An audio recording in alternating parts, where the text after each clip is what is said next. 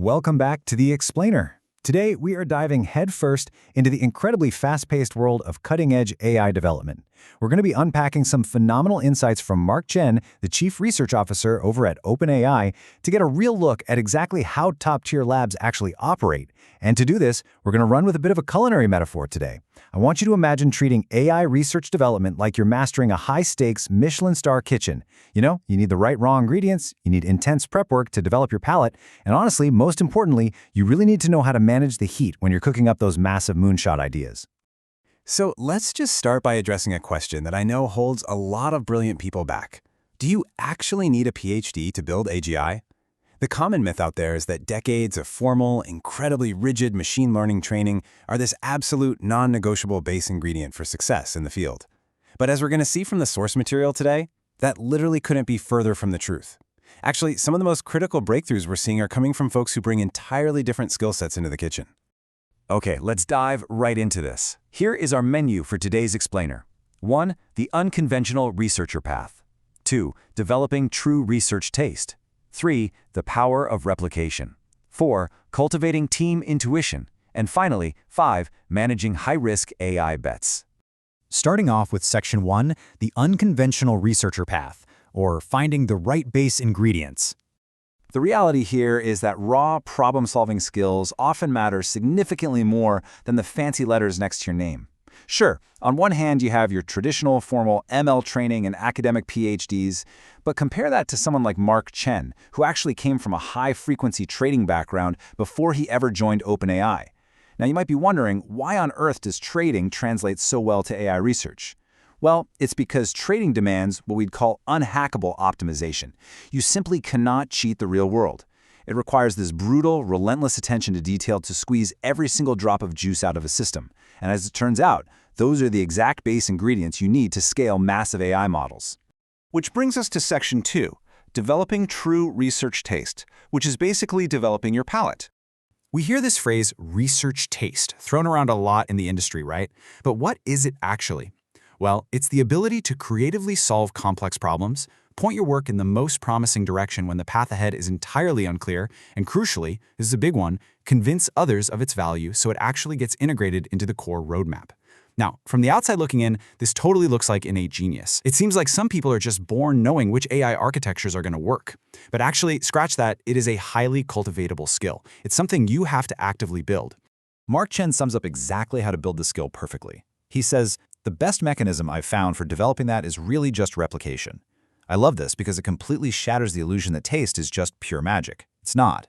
It comes from grueling, highly disciplined mechanical prep work, literally retracing the steps of the master chefs who came before you."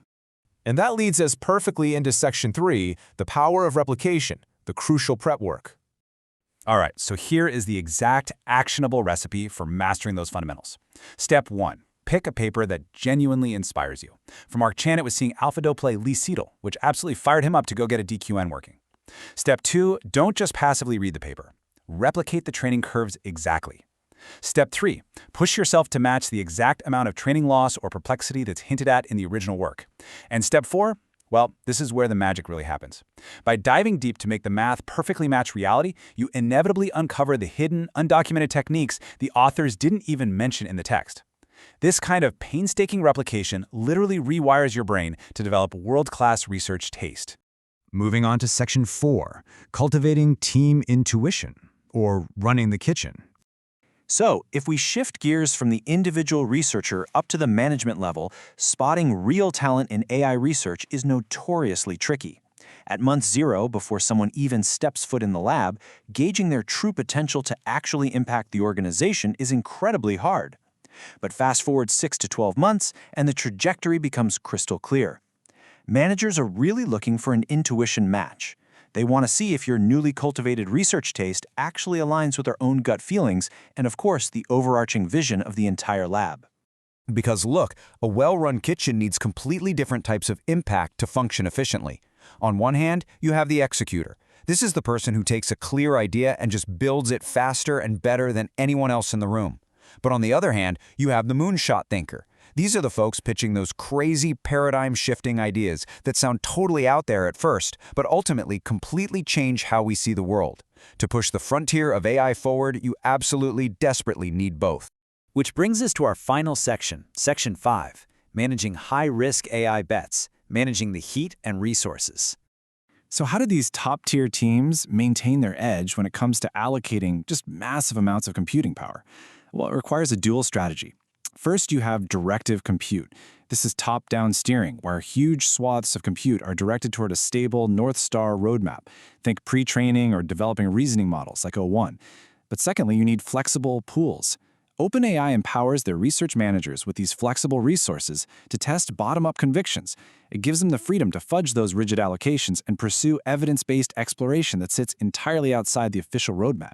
And this brilliantly illustrates their ultimate philosophy for pushing boundaries. Mark Chen states it perfectly. That is a big part of OpenAI's alpha.